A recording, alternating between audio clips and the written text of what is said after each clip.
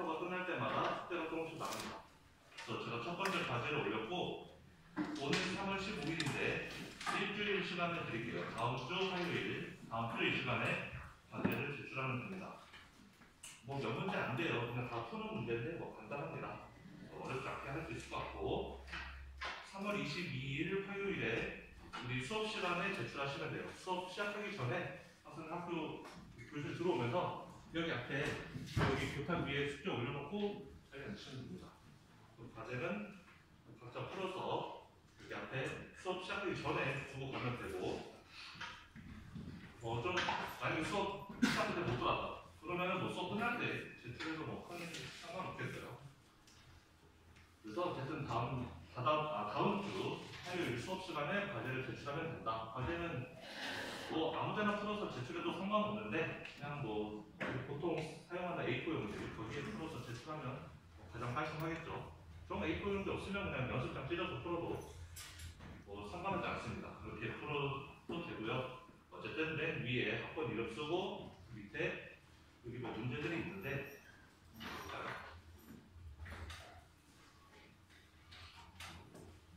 총 6문제네요.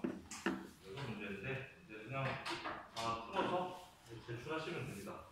뭐 문제는 영어로 써있는데 굳이 답을 영어로 쓸 필요는 없고 한글로 풀으셔도 상관없어요. 뭐 어려운 영어 아니니까 해석하는 데는 전혀 문제가 없어요. 진짜 초간단한 영어들이에요. 그러면 수업에 들어가 봅시다. 여기 강의 자료에 올렸고요. 강의 자료 우리 강의 노트 있는 곳에 첫 번째 과제에 올려놨습니다. 들어보시고요. 우리 지난 시간 2장은 끝냈는데 제가 좀 서둘러서 나가느라고 좀 설명을 못한 부분도 있었고 좀 설명이 미흡한 부분도 좀 있었어요. 그래서 그런 부분들 좀 보충하고 그리고 또 복습도 좀 하고 그리고 3장으로 넘어가도록 하겠습니다.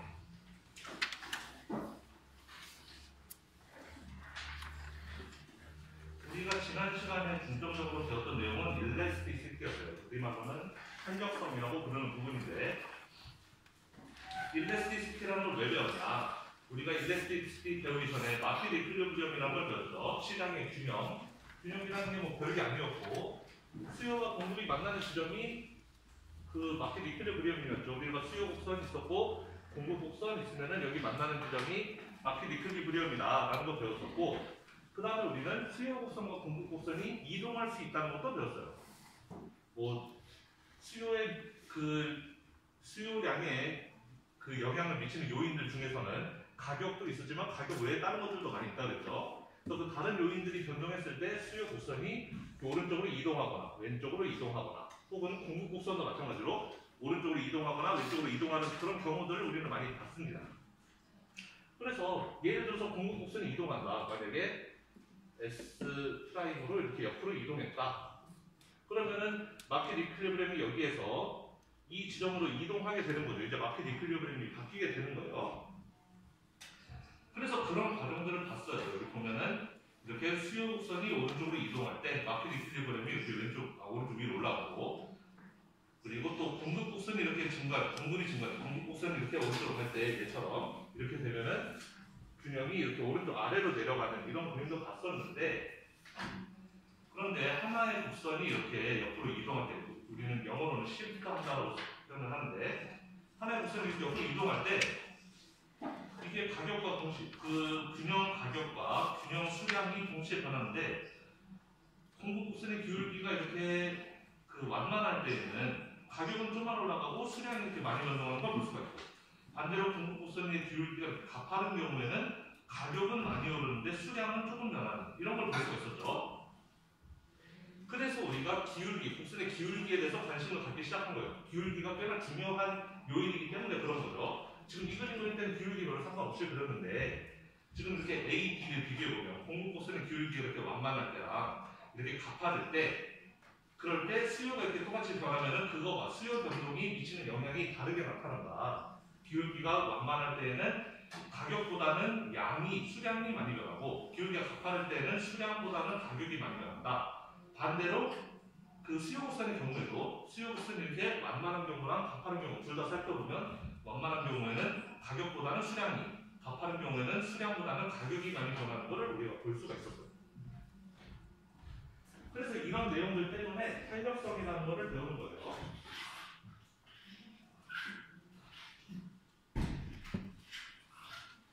그래서 탄력성이라는 건 뭐였냐? 우리가 일반적으로 이야기하는 탄력성은 어떤 하나의 변수가 변동할 때 또 다른 변수가 영향을 받아서 얼마나 많이 변하는지 그 민감도를 보는 게 탄력성이라고 했어요. 그래서 계산을 무지하자면 수식으로 쓰자면 percentage change in one variable over percentage change in another one이라는 거죠. 어떤 하나의 변수가 몇 퍼센트 변할 때 또 다른 변수는 몇 퍼센트 변하는가 그거를 보는 게 탄력성이었어요.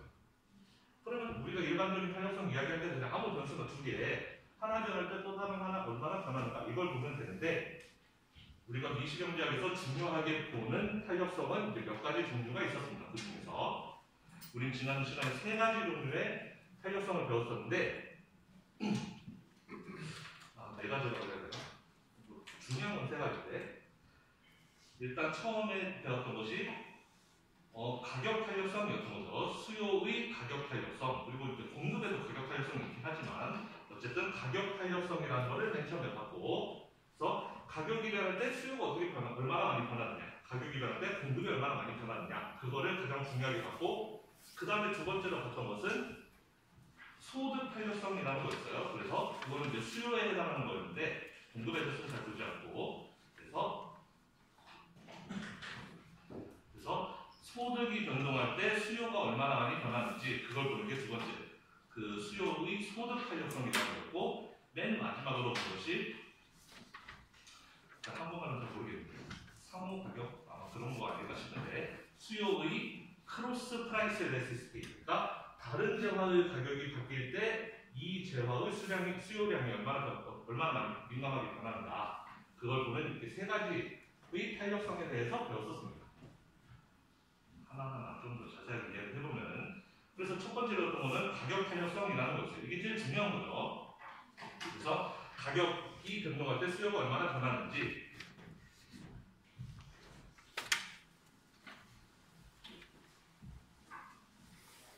그래서 그거를 수식으로 계산하면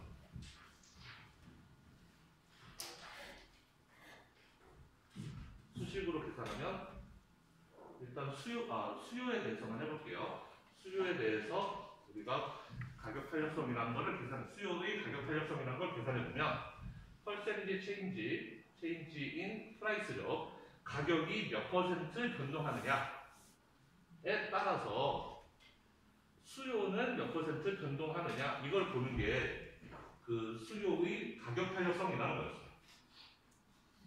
그러면 가격이 몇 퍼센트 변한다, 수요가 몇 퍼센트 변한다, 우리가 뭐가 몇 퍼센트 변한다라는 것을 어떻게 측정하느냐 그거는 이런 식으로 측정하면 돼요. 그래서 예를 들어서 뭐 수요량이 원래 100이었는데 얘가 105로 바뀌었다 이렇게 증가했다라고 하면은 우리는 그때 이 수요의 변동을 5라고 하는 거죠. 100에서 5가 증가해서 105가 됐으니까 수요의 변동이 5예요.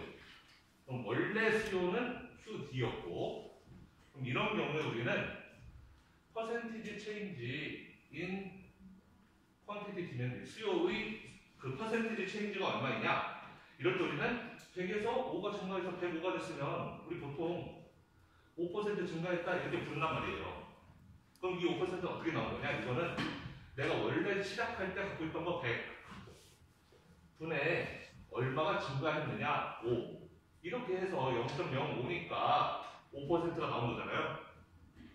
그래서 이 5에 해당하는 거 얘가 델타 Q가 되는 것이고 얘가 델타 Q고 이 100에 해당하는 거 그게 내가 원래 가지고 있었던 수요량 QD가 되는 거예요.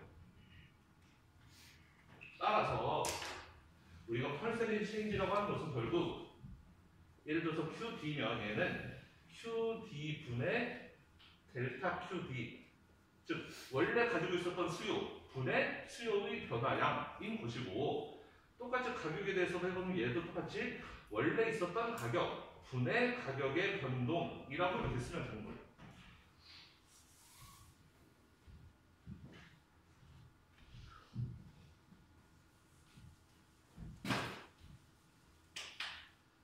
자, 이렇게 계산 계산하면 되는데 이거를 좀 더 식을 이제 분수, 분의 분수의 꼴이니까 이거를 좀 더 풀어서 쓰면은 우리 안에 꼴끼리 곱해서 분모에 쓰고 밖에 꼴끼리 곱해서 분자에 쓰잖아요. 이런 경우에 그러면은 안에 꼴끼리 곱해요. QD 델타 P 곱하기 QD 그리고 밖에 꼴끼리 곱하면은 델타 Q 곱하기 P 이렇게 되는 것이고 이거를 이렇게 또 쓸 수 있지만 좀 띄어서 쓰면 델타 T분의 델타 Q 곱하기 Q분의 T 라고도 쓸 수 있고 그럼 우리가 일반적으로 수요 곡선에서 가로축이 Q고 세로축이 P란 말이에요. 수요 곡선은 이렇게 생겼죠. 우리는 이렇게 그 수요 곡선이 생겼을 때 이거의 기울기라는 것은 슬로프, 기울기라는 것은 뼈의 기울기가 좀 크게 쓰면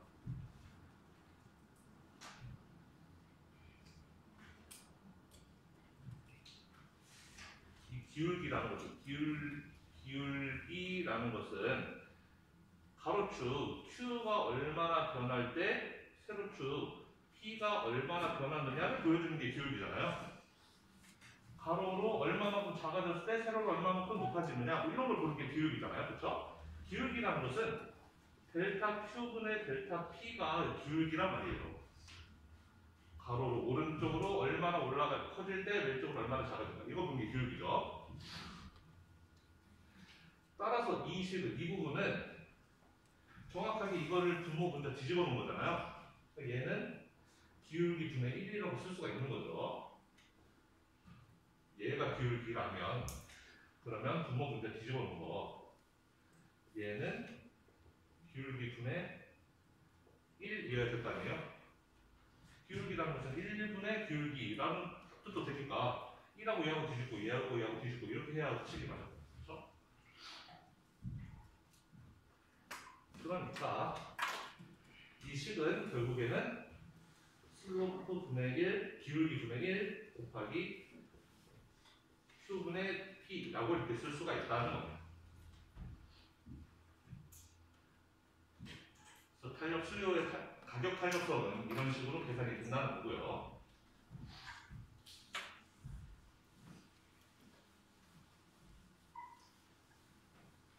그럼 우리가 이걸 보고 알 수 있는 게 있어요.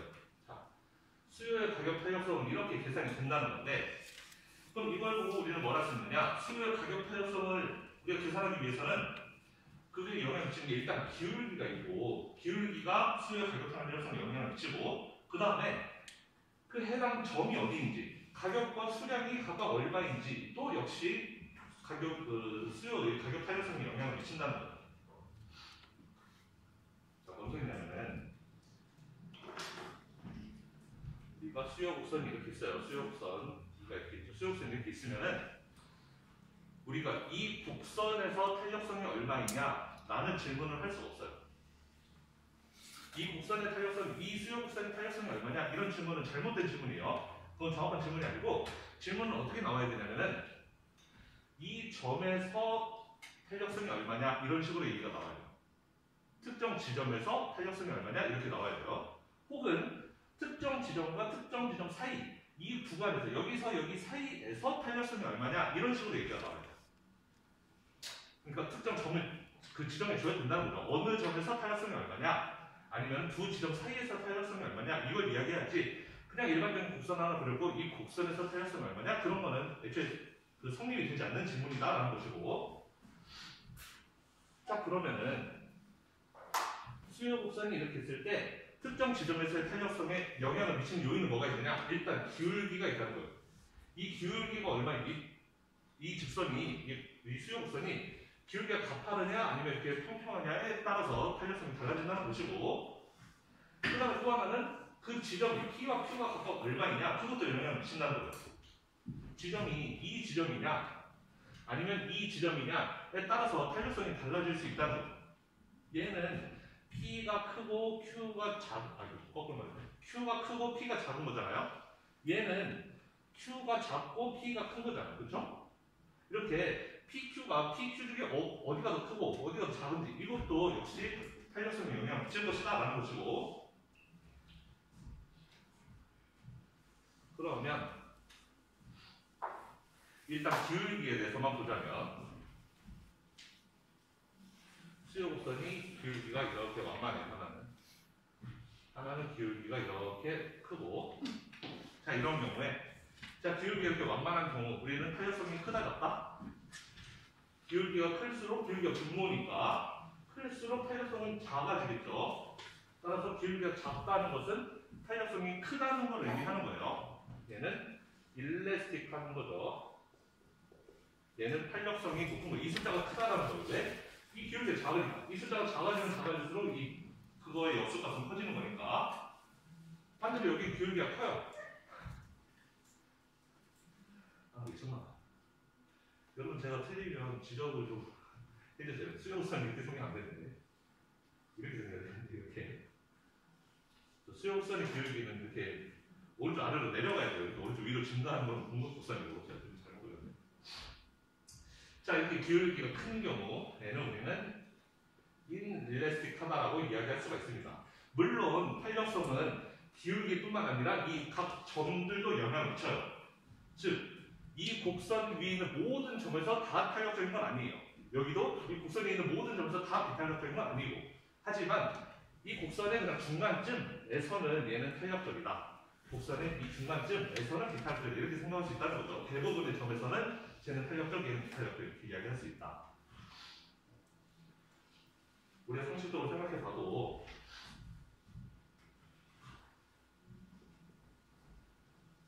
탄력적이다라는 것은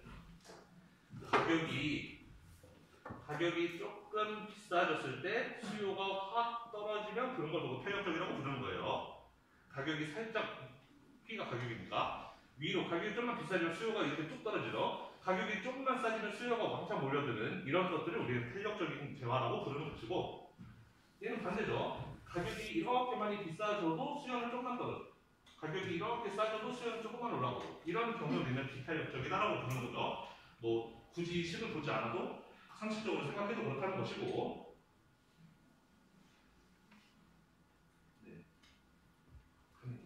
자, 이거 두 개는 여러분들 잘 외워두시고,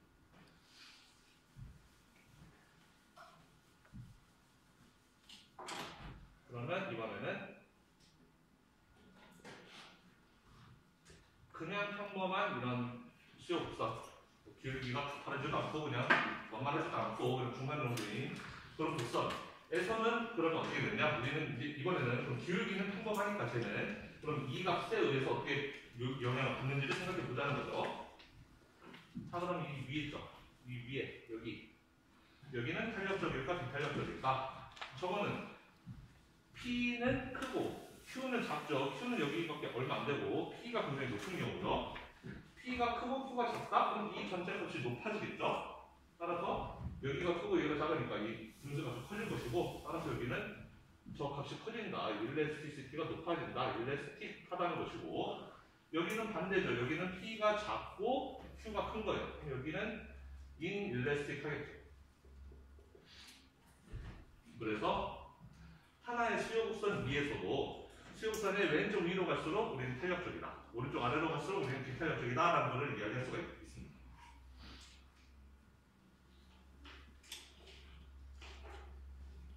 그리고 지난주간에 이런 얘기를 좀 했었는데, 자, 이 수요곡선 저걸 이제 예를 들어서 한번 해볼게요.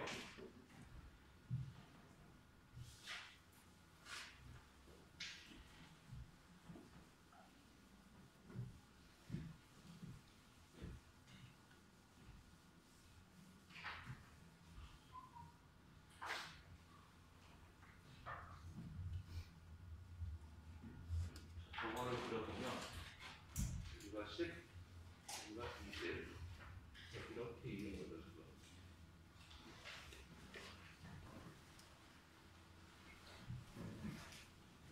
자, 그리고 여러분들이 그 수요의 가격 탄력성에서 좀 헷갈릴 수 있을 만한 부분이, 수요의 가격 탄력성은 항상 마이너스로 나온다는 얘기예요. 수요의 가격 탄력성은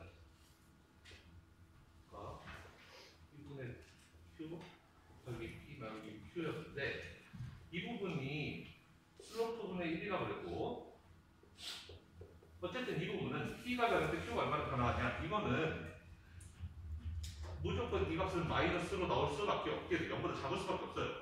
당연한 것이 수용선 기울기가 마이너스니까 기울기가 마이너스니까 당연히 0보다 작겠죠. P가 커지면 P가 그 델타 P가 플러스면 Q는 아래로 내려갈 수밖에 없단 말이에요. 다시 P가 예를 들어서 올라가면 델타 P가 플러스면 그럼 Q는 왼쪽으로 갈 수밖에 없잖아요. 델타 Q는 마이너스가 될 수밖에 없죠. 왼쪽으로 가야 되니까. 그러니까 여기서 여기로 이동할 때 아니면 여기서 여기로 이동할 때 하나가 커지면 하나는 작아져야 돼요. 그러니까 둘 다 플러스가 될 수가 없으니까 하나가 마이너스여야 되니까 이 값이 항상 0보다 작습니다. 수요의 가격 탄력성은 그래서 항상 0보다 작기 때문에 그러니까 예를 들면 이런 값이라는 거예요. 뭐 마이너스 0.2, 마이너스 0.8, 마이너스 1, 마이너스 1.5 뭐 이런 식의 값이라는 거죠. 플러스 0.3 이런 값은 나오지 않는다는 거죠.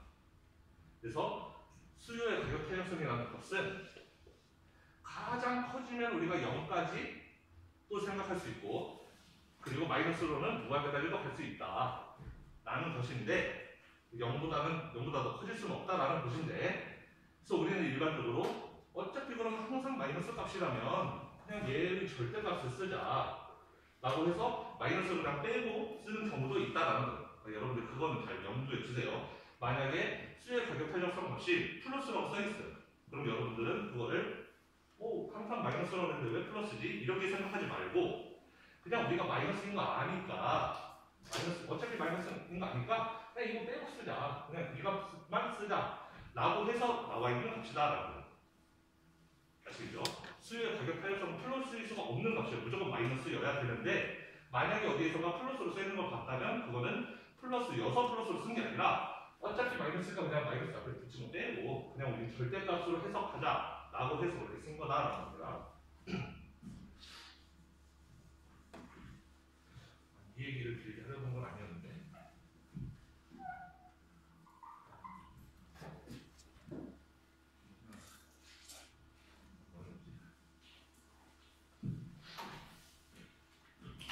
자, 여러분 만약에 수요 곡선이 저렇게 생겼으면 저걸 보고 우리 식으로 옮겨 쓸 수가 있어야 돼요.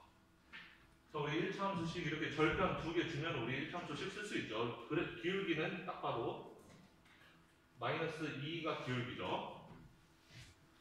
기울기 계산할 때는 여러분 헷갈리면 이렇게 하면 돼요. 가로축 갈 때 세로축 얼마나 변하는지 가로축으로 플러스 10만큼 갈 때 세로축으로 마이너스 20만큼 떨어졌잖아요.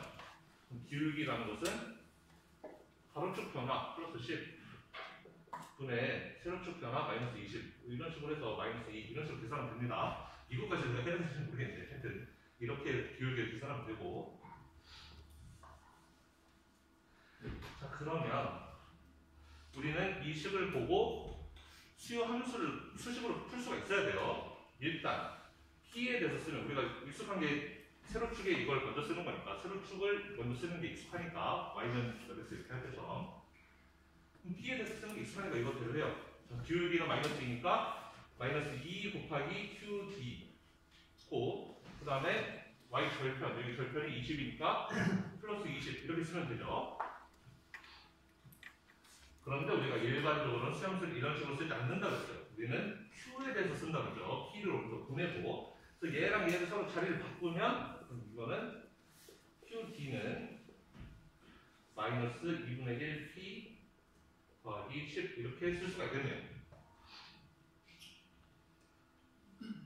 그래서 우리는 이 그림을 보여주면 이 두 개씩 다 쓸 수가 있어야 되고 이 하나씩 보여주면 이거 두 개 할 수 있어야 되고 이 세 개를 자유자재로 변환할 수 있어야 된다라고 제가 설명했었고 자, 깜빡 잊고 이거 이름을 얘기 안 했던 것 같은데 자, 우리가 이렇게 쓰는 거를 일반적으로 그냥 수요 함수라고 해요. 디맨드 펑션 수요 함수 뭐 또는 수요 곡선 뭐 디맨드 커브 뭐 이런 식으로 표현을 합니다. 자, 이렇게 QD에 대해서 쓰면 그게 수요 함수, 수요 곡선 이렇게 되는 것이고 이렇게 쓰는 거 우린 일반적으로 이렇게 쓰지 않는다 그러죠. 이렇게 쓰지 않지만 계산을 위해서는 이게 더 편할 때도 있어요. 우린 이런 것도 간혹 쓰는데 이거를 인버스라고 불러요. 인버스 디맨 커브라고 부릅니다. 이는 펑션 또는 커브라고 쓰는 거죠. 그래서 역수요 함수죠. 역수요 함수, 역수요 곡선이 되는 겁니다. 얘는 그냥 수요 곡선, 수요 함수가 되는 것이고, 우리는 둘 다 쓸 줄 알아야 돼요. 역수요 함수도 쓸 수 있어야 되고, 역수요 함수도 쓸 수 있어야 되고. 자, 이거 이름을 그렇게 생각 안 했던 것 같아요.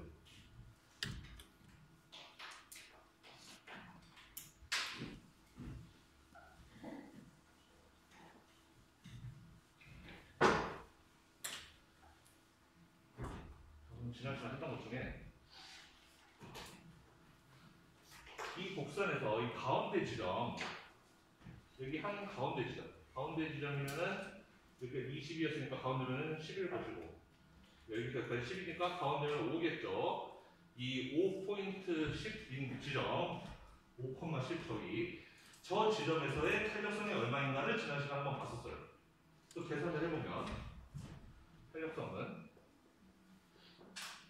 기울기분의 1 곱하기 T 나누기 Q였죠.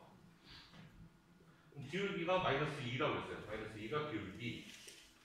그 다음에 P는 여기 보니까 P가 여기 10이고 Q는 5네요.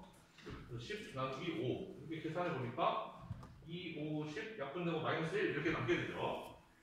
그래서 어떤 이렇게 직선으로 된 수렴수가 있을 때 수렴수 모양이 뭐 곡선이면 모르겠는데 일단 직선인 경우에는 그 직선상에서 딱 가운데 지점, 이 가운데 지점이 탄력성을 마이너스 1로 만들어주는 지점이다라는 것을 우리가 알 수가 있습니다.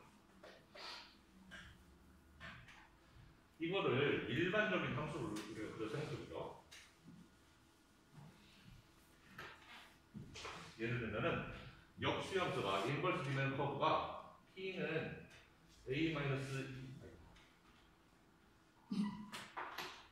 A-BQ라고 하는 식이 있다고 쳐볼까요?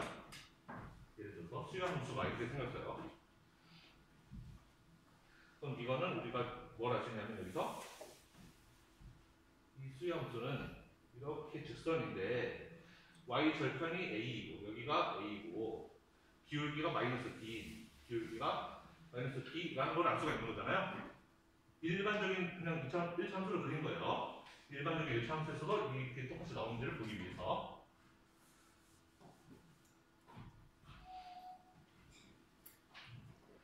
자, 그럼 여기가 A라고 했으니까 가운데 지점 딱 찍어보면은 여기가 A라면은 여기는 2분의 A가 될 것이고 A의 절반일 테니까. 그 다음에 여기가 얼마인지 한번 생각해 봅시다. 이 지점이 얼마일까요? 수요 곡선에서 가격을 빵으로 만들어주는 지점. 이 수요 곡선에서 가격이 0, 얘가 0이 되려면 P가 0이 되려면 Q가 얼마여야지 P가 0이 되는가? Q가 B분의 A이면 A에서 A 빼서 0 되겠죠. 여기 값은 B분의 A가 되어야 되겠죠. 여기 지점은. 이거 어려우면 안 되는데. 그래도 이 정도는 따라와야 됩니다. 자, 그렇다면 여기가 2분의 A라면 당연히 그 절반에 해당하는 지점은 그거를 반으로 나눈 것이겠죠. 2B분의 A가 되겠죠. 이 지점은.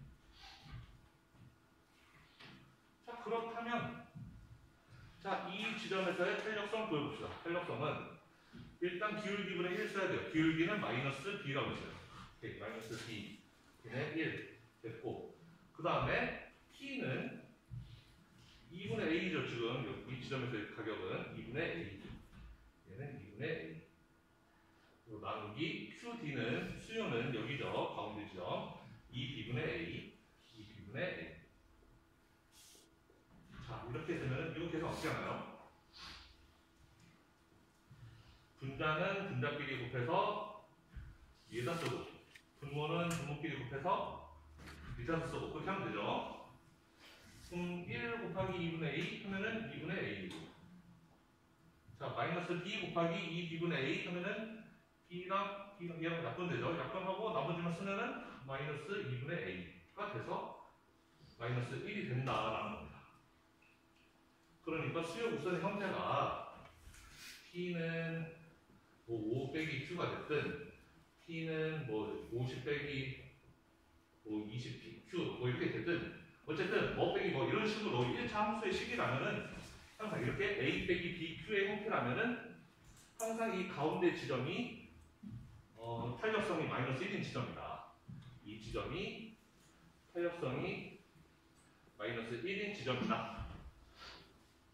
그러면 여기를 기점으로 여기보다 왼쪽으로 위로 올라가면 아까 우리 이쪽으로 하면 탄력적이라고 했죠. 얘는 탄력적이다. 탄력성이 커져요. 커진다는 것이 마이너스 1보다 숫자가 작아진다는 걸 의미하는 거죠. 커진다는 것은 반대로 얘기할 그 절대값으로 이야기하면 숫자가 커진다는 의미니까 마이너스 1보다 작다는 건 마이너스 2, 마이너스 3 이렇게 간다는 거잖아요. 그래서 이쪽으로 하면 갈수록 탄력성은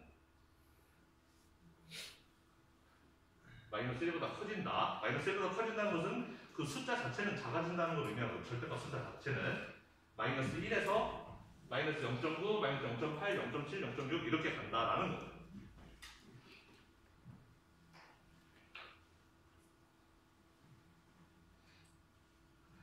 자, 그러면은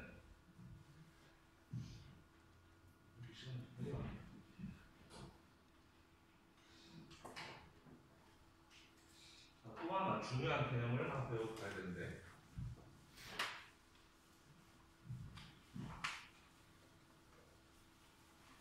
그래서 탄력성 좀 더 요약해서 설명하면은 여기가 여기서 0이다. 그러면은 이 오른쪽 지점은 없는 거예요. 이 오른쪽은 없고 우리는 왼쪽 마이너스로만 가요. 여기가 마이너스 1이라고 한다면은 여기가 그러니까 정확하게 유닛 일레스틱 지점이고 얘가 중심이 되는 지점이고 그 다음에 마이너스 0에서 1 사이 우리는 이 부분을 비탄력적이다라고 부르는 것이고 그 다음에 마이너스 1보다 큰 지점, 이 지점 마이너스 무한대까지 쭉 갈 수 있는데 이 지점을 우리는 탄력적이다라고 부른다는 겁니다. 수요가 탄력적이냐 비탄력적이냐 이야기를 할 때 우리 0보다 큰 거는 우리는 없는 거고 이쪽은 아예 그냥 가정상에 없는 것이고 마이너스 1을 기점으로 이거보다 오른쪽에 있으면은 비탄력 더 가면은 탄력적.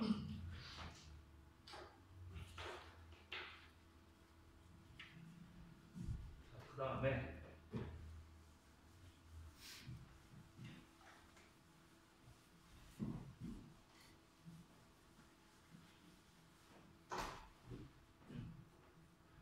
우리 토탈 익스펜디처에 대해서도 한번 생각을 해봅시다. 뭐냐면은 P 곱하기 Q에 대해서도 생각을 해보자는 거죠.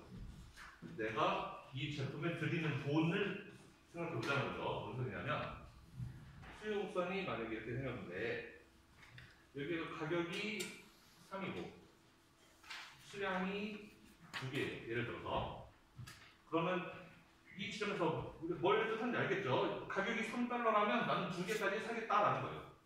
가격이 더 내려가면 난 더 많이 사고 가격이 올라가면 더 적게 사겠지만 가격이 3달러라면 난 2개 사겠다. 그러면은 3달러짜리 2개 산다는 거잖아요. 그럼 3달러짜리를 2개 사면 나는 얘 사는데 6달러 돈 들이는 거 맞아요? 3달러짜리 2개 샀으니까. 그렇죠? 여기 있는 가격은 한 개당 가격이에요. 2개 합쳐서 가격이 아니고 한 개당 3달러짜리를 난 2개를 산다면 그때 내가 거기에 쓰는 돈 총 소비는 6달러가 된단 말이에요. 총 소비는 어떻게 구하느냐? 이거 넓이가 되는 거예요. 이걸 가로 곱하기 세로잖아요. 2 곱하기 3 해서 이 전체가 6달러 이렇게 나온 거잖아요. 그렇죠? 그러니까 우리는 특정 지점에서의 토탈 익스펜디처 총 소비를 어떻게 구하느냐? 점 찍어서 직사각형 그래서 그 넓이를 구하면 된다라는 겁니다. 자, 총 소비라는 게 이렇게 있고 이걸 왜 하느냐? 자, 그러면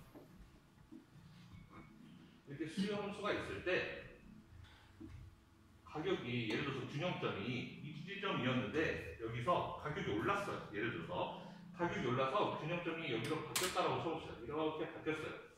원래 여기였는데 여기로 옮겨갔어요. 그러면 총 소비를 계산해 보면은 여기가 균형점이었을 땐 총 소비가 이만큼이었을 거 아니에요?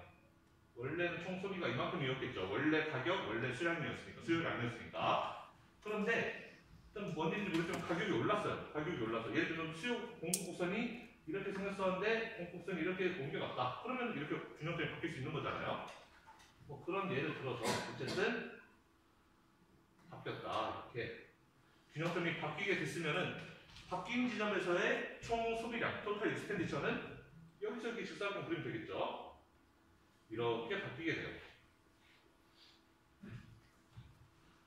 자, 그러면은 원래의 총 소비량 밑에 지점에서 원래 총 소비량은 파란색 선만큼, 파란색 뒷금칠 부분만큼이었는데 이제 가격이 올라갔을 때는 이만큼 총 소비량이 바뀌었어요. 총 소비가 바뀌게 됐죠. 더 커졌나요? 더 작아졌나요? 총 소비가.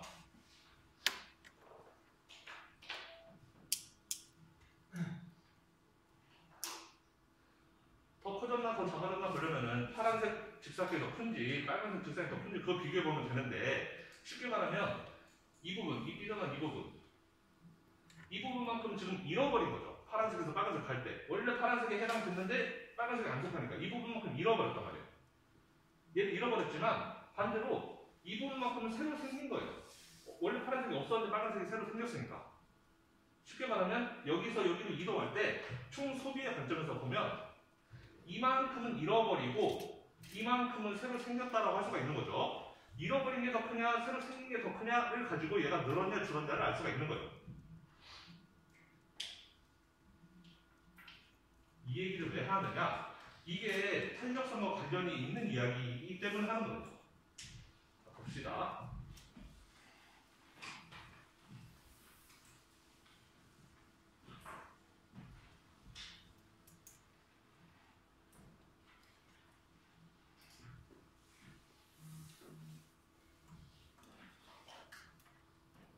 자, 이렇게 있을 때 우리는 수요가 이렇게 평평하면 우리는 탄력적이다라고 이야기한다 그랬죠. 가격이 좀만 올라도 수요가 그냥 팍팍 영향을 받으니까 우리는 이렇게 가파르면은 가격이 많이 변해도 수요가 영향을 별로 안 받으니까 비탄력적이다라고 부른다 그랬어요.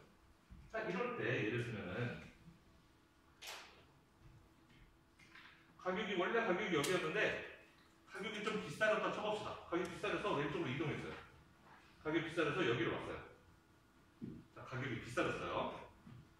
자, 그러면 원래는 총 소비가 이만큼이었는데 이제는 총 소비가 이만큼으로 되는 거죠. 빨간색만큼.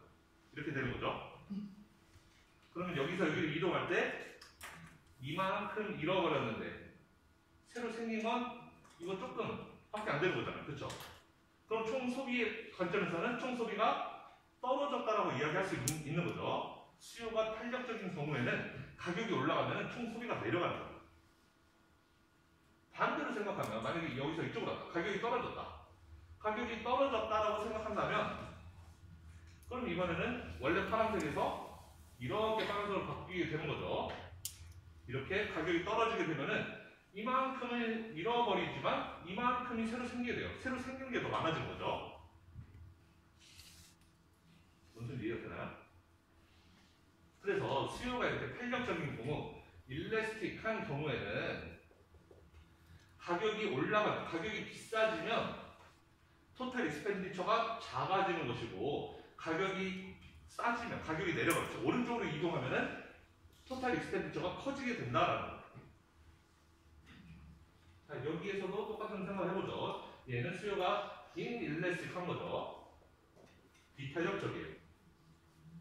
똑같이 가격이 올라서 이렇게 올라갔다 쳐봅시다. 여기가 바뀌었어요. 가격이 올랐어요. 비싸졌어요. 그럼 원래는 사각형이 이만큼, 토탈 익스펜디처가 이만큼이었는데 이제는 익스펜디처가 이렇게 바뀌게 됐죠.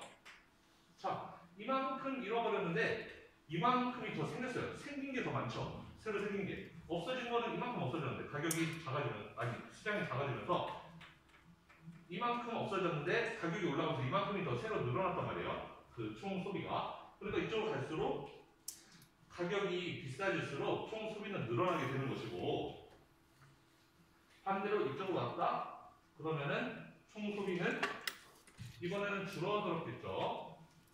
왜냐면은 이만큼을 잃어버렸는데 이만큼이 새로 생겼으니까 이쪽으로 가면은 총 소비는 줄어들게 되었다라는 거죠.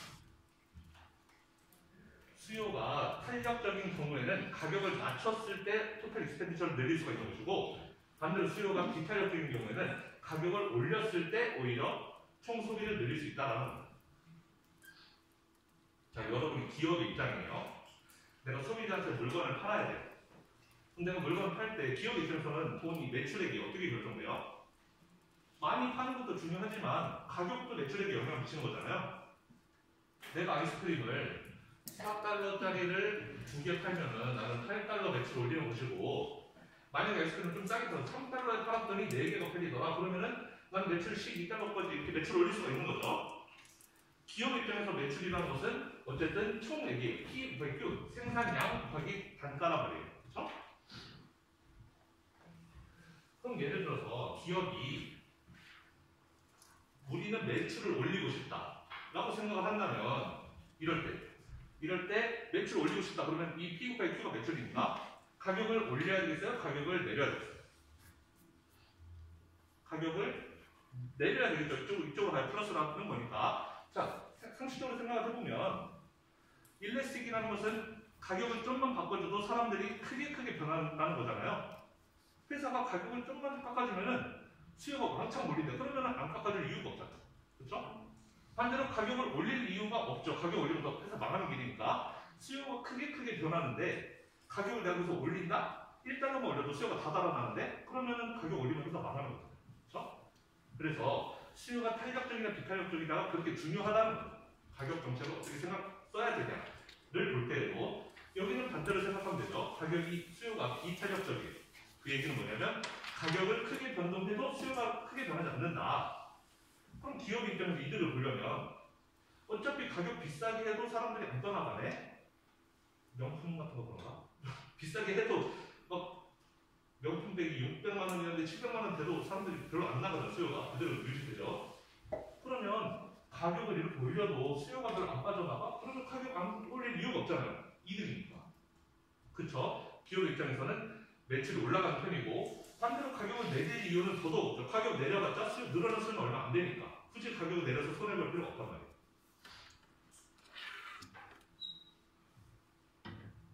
이 그림을 여러분들이 외워두시고,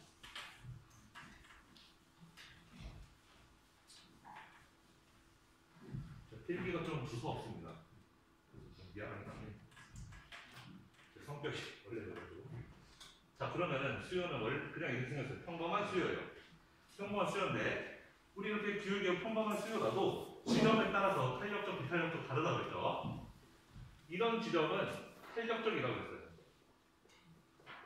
이 아래쪽 지점은 비탄력적이라고 했고, 자, 똑같이 해봅시다. 여기에서 가격 올렸어요. 예를 들어서 가격을 올려서 여기서 위쪽으로 가격을 더 올렸다. 이렇게 옮겨갔다. 가격을 많이 올렸으면은 원래는 토탈 익스펜디처가 이만큼이었는데 이제는 토탈 익스펜디처가 이렇게 되는 거죠. 자, 여기서 여기로 이동했어요. 파란색 직사각형이 빨간색 직사각형으로 바뀌었어요. 이만큼을 잃어버렸고 이만큼을 새로 얻었으면 이거는 마이너스인 거죠. 토탈 익스펜디처가 이쪽으로 가서 마이너스 된 거예요. 반대로 가격을 낮췄어요.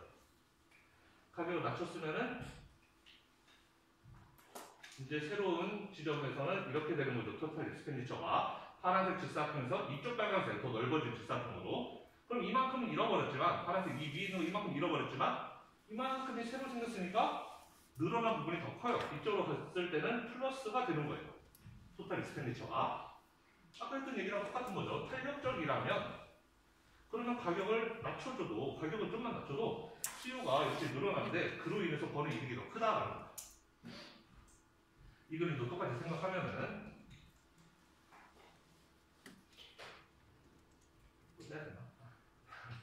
원래는 이만큼이었는데 여기서 가격을 올렸다. 가격 올리면 여기로 가는 거죠. 올려서 여기로 가게 되면은 이만큼 잃어버렸지만 새로 얻은 게 이렇게 커요. 그래서 이쪽으로 갈수록 플러스다. 반대 이쪽으로 가면은 마이너스겠죠. 해보나 마나. 그래서 가격이 수요가 비탄력적일 경우에는 이렇게 가격을 올리는 것이 총 소비를 늘리는 그런 역할을 한다는 거예요.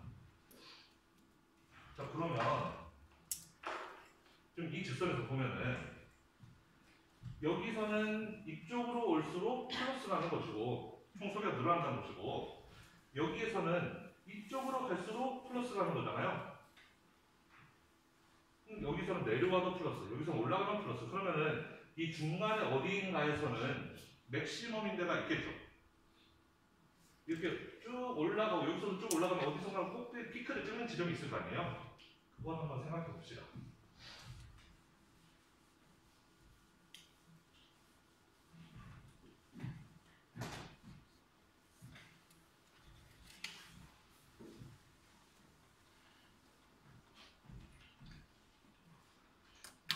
P는 A-BQ라는 그냥 일반적인 수용선식을 쓸게요.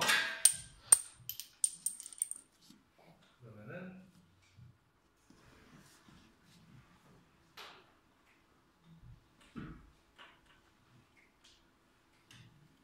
얘는 이렇게 생기내고 아까 이 지점이 여기는 A, 기울기는 마이너스 B, 그리고 여기는 B분의 A 뭐 이렇게 되는 거죠. 그랬을 때 우리는 똑같은 직선을 밑에 한번 그려봅시다. 가로축은 똑같이 수요고 세로축은 익스펜디처를 쓰는 거죠. P 곱하기 Q를 여기다 써보자는 거예요. 자, 그러면은 익스펜디처는 그러면 P 곱하기 Q라고 했으니까 근데 식에서 P는 A-BQ라며 그러니까 P는 A-BQ라고 했고 거기 그게 P인데 거기에 Q를 또 곱하래. Q를 곱하래. 그러면 이 식은 A 곱하기 Q, AQ 빼기 BQ의 제곱 이렇게 되는 거 맞나요? 마이너스 BQ의 Q 한번 똑같았으니까 Q가 두 개잖아요. BQ의 제곱이 이렇게 되죠.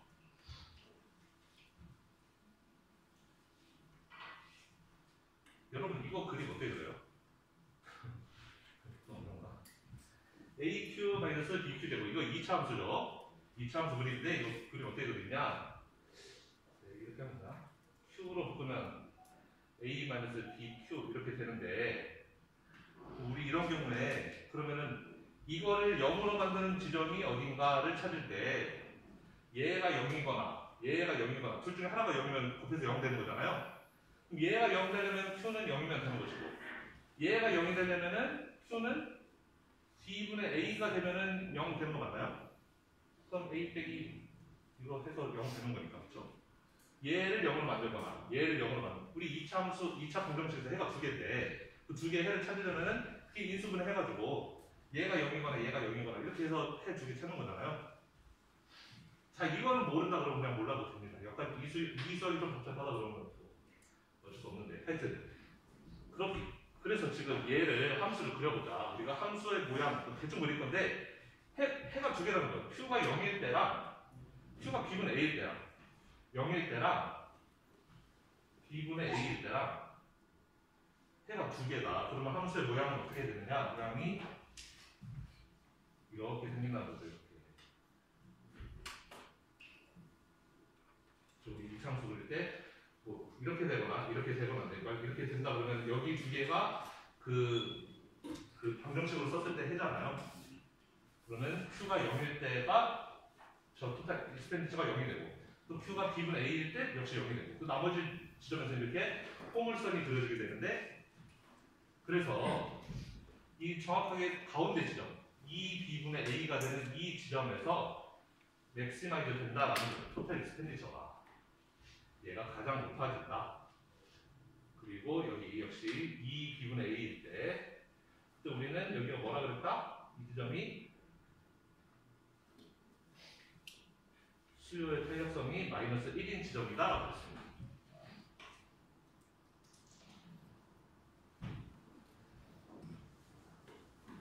여러분들이 혹시 미분을 할 줄 안다면 이거 사실 간단한 미분이기 때문에 이 정도는 여러분 할 줄 알아야 되는데 토탈 익스펜디처 식이 이렇게 나오면 얘가 AQ 마이너스 2BQ 제곱이에요. 아니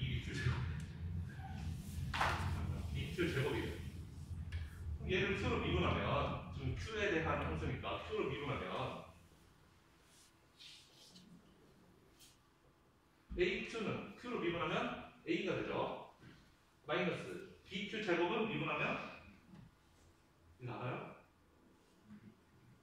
BQ 제곱 미분하면 뭐 돼요? 2BQ 된 거 같나요?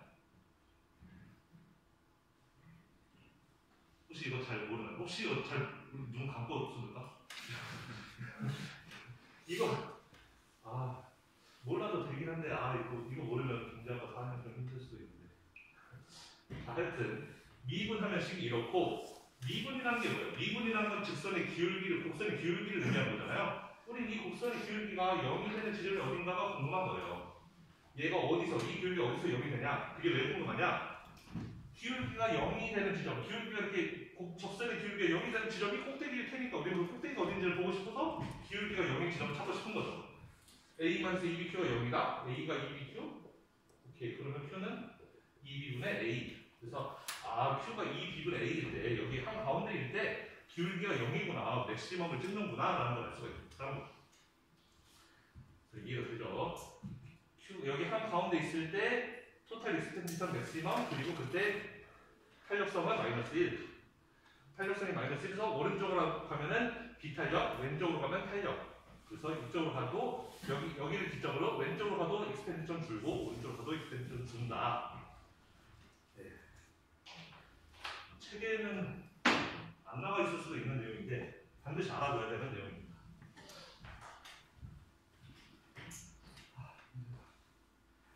그리고 우리가 인컴 일렉시시티에 대해서도 배웠어요. 수요의 소득 탄력성이라는 거에 대해서도 배웠습니다.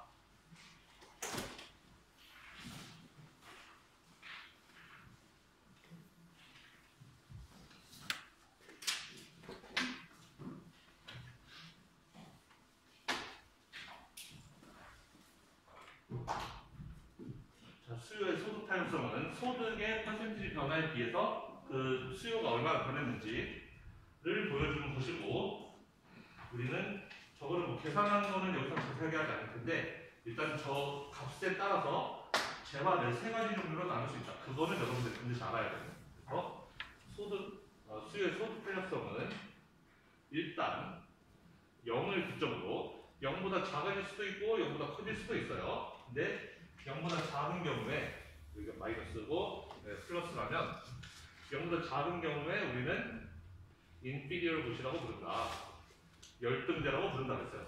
0보다 작다는 건 소득이 늘어날 때 수요가 줄어든다는 걸 의미해요. 우리가 부자가 됐을 때 오히려 더 먹기 싫은 것들, 그런 것들을 열등제라고 부르고, 0보다 크면 우리는 normal good이라고 불러요. 정상제라고 부르는데 노멀하다 라고 부르는데, 여기에서도 하나 잘라서 1을 기점으로 1보다 더 커질 수도 있어요. 이 값은 1을 기점으로 0에서 1 사이면 우리는 necessity라고 부른다. C가 하나가 맨날 C가 하나인지 S가 하나인지도 맨날 여기는 0에서 1 사이면 necessity라고 그래요. 이거는 필수제라고 부르고, 1을 넘어가면 이 오른쪽은 럭셔리 고치라고 부릅니다. 사치제라고 불러요. 필수제라는 의미는 뭐냐? 오케이, 소득이 증가할 때 수요가 같이 증가하긴 하는데 수요가 좀만 증가할 거예요. 우리는 percentage change in income 분의 percentage change in 수요량을 변하는 거잖아요. 이게 1보다 작다는 것은, 0보다는 큰데 1보다 작다는 것은 얘가 많이 변해도 얘는 좀만 변한다라는 거잖아요. 소득이 많이 올라도 수요가 그렇게 많이 오르진 않는다. 내가 갑자기 막 억만장자가 돼도 내가 지금 하루에 3공기 먹는데 밥을 막 30공기 먹지는 않는단 말이에요.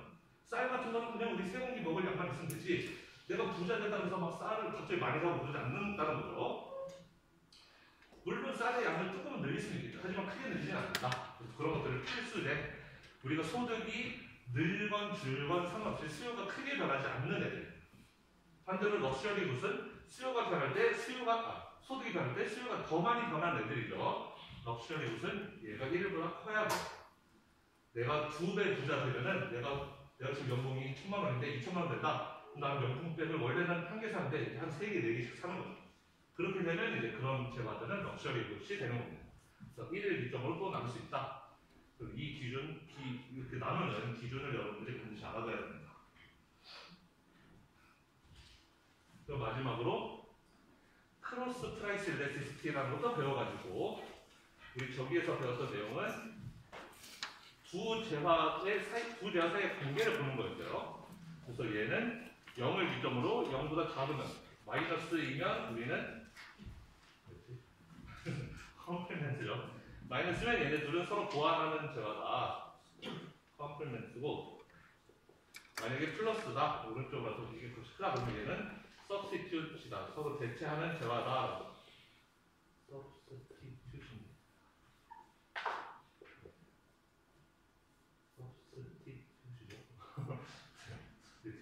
네, 이렇게 쓸 수가 있겠습니다. 뭔 소리냐면은 크로스 프라이스 일레스티는 퍼센티지 체인지인 다른 것, 어떤 x라는 재화의 가격이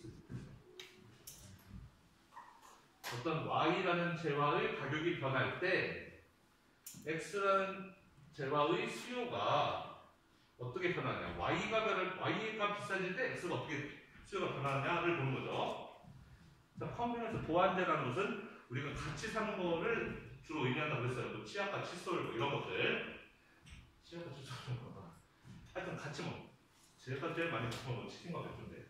하여튼 맥주가 많이 비싸졌다. 맥주가 비싸지면은 맥주가 비싸서 치킨도 같이 안 먹는다. 치킨도 같이 안 먹는다가 되면은 마이너스죠. 얘가 올라가고 얘가 내려가니까. 그렇게 마이너스인 경우에는 보완제. 내가 둘을 같이 사 먹는 재화라면은 하나가 비싸지면 나머지 하나도 안 사먹게 되는 거다. 서브스티튜트는 대체제라는 거죠. 코카콜라, 펩시콜라 그런 거. 물론 예민한 사람들은 그런 거 보통 따지지만 그건 별로 안 예민해가지고 예를 들어서 코카콜라가 비싸졌다? 그럼 코카콜라 안 사먹고 펩시콜라 사먹으면 되지가 되는 거죠. 그럼 코카콜라 비싸지면 나는 X, 펩시를 더 많이 사먹는다. 이렇게 그래서 다른 하나의 가격이 올랐을 때 수요가 올라가면은 대체제, 서로 대체하는 관계다 라고 생각하면 됩니다. 이렇게 해서 2단 완전 끝. 여기 문제만 있네요. 인컴 일레스티시티가 마이너스 1.5래요. 그럼 이 수요의 소득이 10% 증가했을 때 수요는 얼마나 바뀌겠는가? 쉽죠. 인컴 일레스티시티가 마이너스 1.5다. 그런데 소득이 10% 증가했다. 그럼 여기는 반대로 수요는 15% 감소했겠죠. 그래야 10분의 마이너스 15에서 마이너스 1.5가 나왔을 테니까. 그래서 답은 D번 decreases by 15이 되겠습니다. 간단한 문제고. 자, 우린 이런 경우에 이 조화를 뭐라고 부른다? 인컴 엘라스티시티가 마이너스 1.5. 그러면 우리는 이런 조화를 inferior 곳이라고 부른다. 열등되다. 내 소득이 100만 원 올랐는데 오히려 난 이거를 안 사먹는다가 되는 거죠. 열등제라고 부릅니다.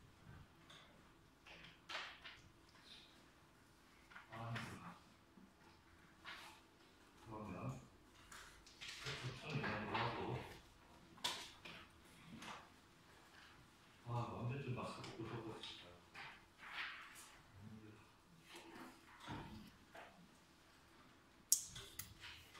자, 그럼 3장에서는 좀 더 재밌는 내용을 배울 거예요. 우리 2장에서 배웠던 내용이 수요 공급에 대한 기초적인 내용을 배웠다면 3장에서는 그걸 활용해서 실제 팔러시에서는 어떻게 이게 적용되는가? 실제 정부에서 시행하는 정책들이 많이 있단 말이에요. 그 정책들이 수요 공급을 어떻게 움직이고 어떻게 컨트롤하는지 그 응용 애플리케이션들을 한번 보자라는 거예요. 그래서 수요 공급 우리가 2장에서 배웠던 내용을 활용해서 애널라이즈 마켓을 해보자. 시장을 분석해보자라는 겁니다. 그래서 우리는 이렇게 한 4가지 정도의 정책들에 대해서 배울 건데 그 4가지 정책 2, 3, 4, 5에 프라이스 레귤레이션 가격을 통제하는 거, 퀀티티 레귤레이션 수량을 통제하는 거, 그 다음에 4번 텍스는 소금이죠. 세금이죠. 그래서 세금, 서브시디스는 보조금입니다. 여러분 지난 보조금 많이 받았죠. 됐고요. 하여튼 2, 3, 4, 5는 그런 정부 정책들인데 그것들을 이해하기 위해서 우리가 우선 배워야 될 것이 여기 첫 번째 개념이요. Consumer and Producer Surplus입니다. 이거부터 배우고 그다음에 정부 정보로 넘어갈 거예요.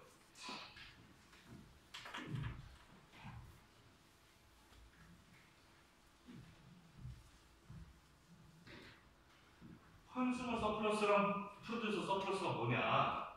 자, 우리는 여러 그 팔러시들이 시장에 미치는 영향에 대해서 분석을 하고 싶은데 그 전에 before we do that 하기 전에 우리는 이거를 매주할 수 있어야 된다. 수요자와 공급자가 마켓에서의 거래로부터 얻게 되는 이득이 얼마인지를 매주할 수, 측정할 수 있어야 된다는 거예요. 그걸 측정해 주는 것이 컨슈머 서플러스, 프로듀서 서플러스라는 겁니다. 경제학자들은 이 이득을 컨슈머 서플러스 또는 프로듀서 서플러스라는 이름으로 측정한다는 거예요. 우리말로는 소비자 잉여, 공급자 잉여가 됩니다. 서플러스는 잉여예요. 잉여. 그래서 소비자 잉여, 공급자 잉여라고 부를 것이고 다 배웠던 내용일 거야 아마 경제학 얘기에서. 자, 그러면 그걸 어떻게 측정할 거냐? 컨슈머 서플러스는 어떻게 측정할 거냐? difference between the price consumer would be willing to pay and the price they actually pay라는 거죠. 그러니까 실제 지불하는 가격하고 내가 기꺼이 내려고 하는 가격의 차이라는 거예요. 콜라가 있는데 나는 1,000원까지 낼 용의가 있어요. 근데 편의점 갔더니 콜라가 700원에 팔리고 있어. 그러면은 나는 1,000원까지 내고 사 먹을 용의가 있었는데 700원이네? 개꿀. 그러면 나는 300원 이득인 거죠. 300원만큼 아주 행복하죠. 700원 내가 내려고 했던 가격보다 300원 싸니까 300원 공돈 생긴 거나 마찬가지잖아요. 그 300원에 해당하는 게 컨슈머 서플러스라는 거예요. 내가 내려고 했던 가격보다 실제 가격이 더 싸면 그 차이만큼이 내가 추가적으로 얻는 이득이다라는 거예요. 그러면 공급자 서플러스는 반대인 거죠. 프로듀서 서플러스는 내가 원래 받으려고 했던 가격보다 시장에서 팔리는 가격이 더 비싸요. 나는 콜라를 500원에 팔려고 그랬는데 다른 사람들 보니까 다 700원에 파네. 편의점 700원이네. 그럼 나도 700원에 팔면 되죠. 그럼 나 500원에 팔아도 행복했는데 700원에 팔 수 있어. 그럼 나 200원 꽁돈 번 거 같잖아요. 그쵸? 그 200원에 해당하는 게 프로듀서 서플러스다라는 겁니다. 자, 수요 곡선은 원래 이렇게 생겼어요. 수요 곡선이 이렇게 생겨가지고 어떤 사람은 이 비싼 가격에도 사 먹으려는 사람이 있고 어떤 사람은 이렇게 가격이 낮아야지만 사 먹는 이런 사람들도 있을 거죠. 자, 만약에 시장 가격이 딱 여기에서 형성됐어요. 이게 시장이에요. 예를 들어서 마켓 프라이스가 여기라고 쳐봅시다. 시장 가격이 딱 이 지점이에요. 그러면 수요는 딱 여기까지만 사 먹는 거죠. 이 사람들만 사 먹는 거고 이 오른쪽에 있는 그지들은 프라이스가 더 낮을 때만 내가 사 먹게 하는 사람들은 얘네들 못 사 먹는 거죠. 얘네들은 사 먹지 못하고 이거보다 위에 더 많이 내려고 했던 사람들, 나는 이 가격보다 비싸도 사 먹겠다 하는 사람들만 사 먹을 수 있을 거예요. 자, 그러면 이 정도 가격까지 낼 수 있었던 사람, 이 사람은 나 이렇게 비싼 가격에도 사 먹으려고 했는데 가격이 개꿀 엄청 싸네 여기네. 그러면 이 차이만큼이 그 사람의 서플러스가 되는 거죠. 나는 이 정도 가격에 사 먹으려고 했는데 가격이 이번에 그럼 이 차이만큼 나도 역시 개꿀 이득. 그래서 이만큼 서플러스가 되는 거고. 즉 여기 있는 이 모든 수요자들은 각각 이만큼의 이득들을 다 보고 있는 거예요.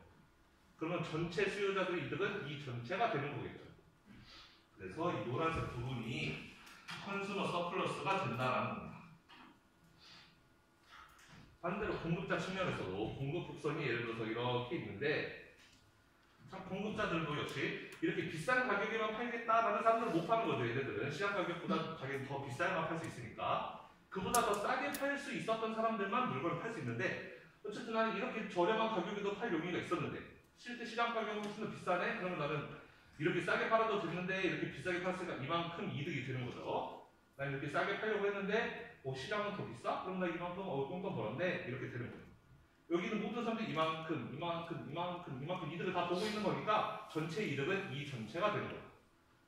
서플러스는 그렇게 이해하면 되겠습니다. 그래서 개념은 그렇고 그림으로 설명하면 여기 있는 그림이랑 똑같은 거죠. 수요 곡선이 이렇게 있고 시장 가격이 딱 형성되어 있으면 시장 가격 위로 있는 모든 수요, 그 넓이 여기가 컨슈머 서플러스. 공급자 프로듀서 서플러스는 시장 가격 아래로 있는 저 삼각형 넓이, 저게 프로듀서 서플러스라고 한다. 뭐 이 개념을 이해하는 건 별로 어렵지 않죠. 자, 그러면 여기 문제. 라이언은 롤리팝을 하나 사먹는데 1달러까지 윌링도 페이한대요. 난 1달러까지 낼 용의가 있다. 그리고 세라는 얘는 좀 그지여가지고 얘는 0.5달러까지만 낼 용의가 있다. 나 돈 없다. 난 0.5달러까지만 낼 용의가 있다. 그랬는데 롤리팝 시장 가격이 0.75달러래요. 자, 그러면 라이언과 세라의 컨슈머 서플러스의 합계는 얼마, 컴바인 하면 얼마인가? 얘는 둘 합쳐서 컨슈머 서플러스 얼마인가? 라는 문제죠. 자, 라이언 얘는 사먹죠. 얘 1달러까지 낸다고 했는데 시장 가격이 0.75니까 싸네 하고 사먹을 거예요.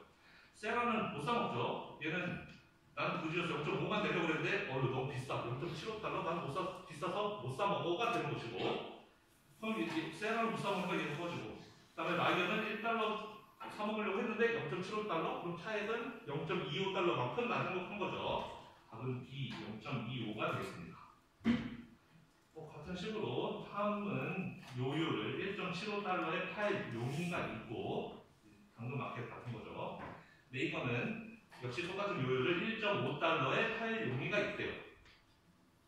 그런데 시장 가격이 2달러예요. 얘네들은 싸게도 팔려고 그랬는데 시장 당근마켓 가보니까 다들 남들이 2달러에 팔고 있네. 그럼 당연히 나도 2달러에 팔아야 되겠죠. 자, 그럼 다음은 1.75에 팔려고 했는데 2에 팔 수 있으면 0.25달러 이득. 네이버는 1.5에도 팔려고 그랬는데 2에 팔아? 그럼 0.5달러만큼 이득. 둘 다 이득을 타서 합쳐서 0.75달러만큼의 프로듀서 서플러스가 나오겠다라는 겁니다. 제목 혹시 말 너무 빨리 해가지고 그런가요? 마음이 급해서 진도가 느려질 것 같아요. 마음이 급해서 그렇게 양해해 주시기 바랍니다. 자, 그러면 컨슈머 서플러스에 대해서 좀 더 고찰을 해보자면, 결국 컨슈머 서플러스라는 것은 뭐에 의해서 결정이 되느냐? 어떤 경우에 컨슈머 서플러스가 크고 어떤 경우에 컨슈머 서플러스가 작냐? 수요국선의 기울기에 의해서 달려있다라는 거예요. 그래서 우리가 그 컨슈머 서플러스나 프로듀서 서플러스 이런 거를 잘 분석을 하게 되면, 우리가 이런 거를 이용하면 우리는 뭐 신제품의 도입이라든지 아니면 혁신의 가치 이런 것들을 계산해 볼 수가 있는데, 자, 수요곡선이 이렇게 D1처럼 생긴 경우에, 이런 경우에 우리는 컨슈머 서플러스 B 전체 삼각형이죠. A, B 합친 거. 그런데 수요곡선이 만약에 D2처럼 이렇게 생겼어요. 그러면은 컨슈머 서플러스 이 B 작은 D만큼밖에 안 되죠. 그래서 이렇게 디맨드 커브가 스티프하냐 아니면 플랫하냐에 따라서 컨슈머 서플러스의 크기가 달라질 수 있다. 이 디맨드 커브가 스티프하면 이렇게 길이가 크면 서플러스도 같이 커지고, 디맨드가 이렇게 플랫하면 평평하면 그러면 서플러스도 더 작아진다. 너무나 당연한 개념이고. 자, 그럼 이번에는 이제 좀 중요한 거. 이제 그러면은 우리가 2장에서 시장의 변동을, 수요 곡선의 이동, 공급 곡선의 이동에 대해서 배웠는데, 그렇게 수요 공급이 이동할 때, 변화할 때, 그럼 우리가 지금 궁금해하고 있는 이 서플러스들이 어떻게 바뀌는가에 대해서 분석을 해보자라는 겁니다.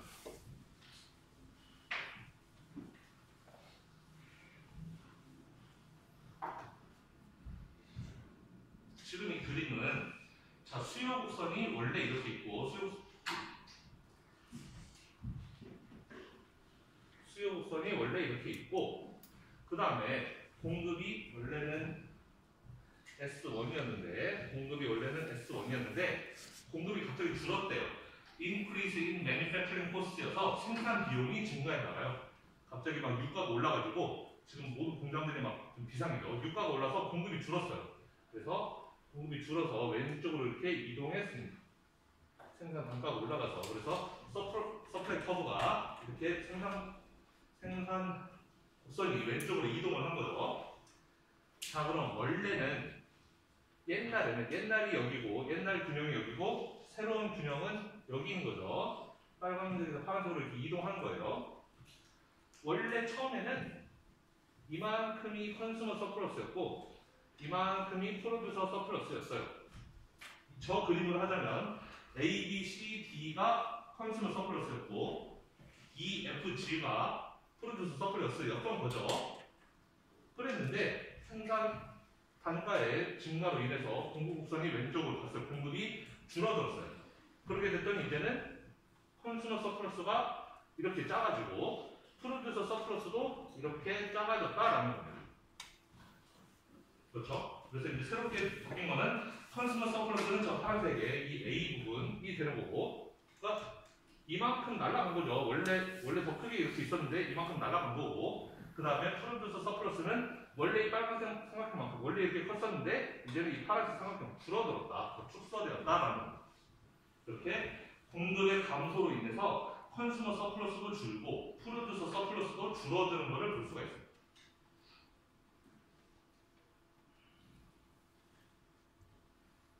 자, 그래서 우리는 그러면 서플라이 커브가 왼쪽으로 갈 때, 그리고 서플라이 커브가 오른쪽으로 갈 때, 그리고 디맨드 커브가 왼쪽으로 갈 때, 디맨드 커브가 오른쪽으로 갈 때 각각 컨슈머 서플러스, 프로듀서 서플러스가 늘어나는가 줄어드는가 이런 것들을 다 해볼 수가 있습니다.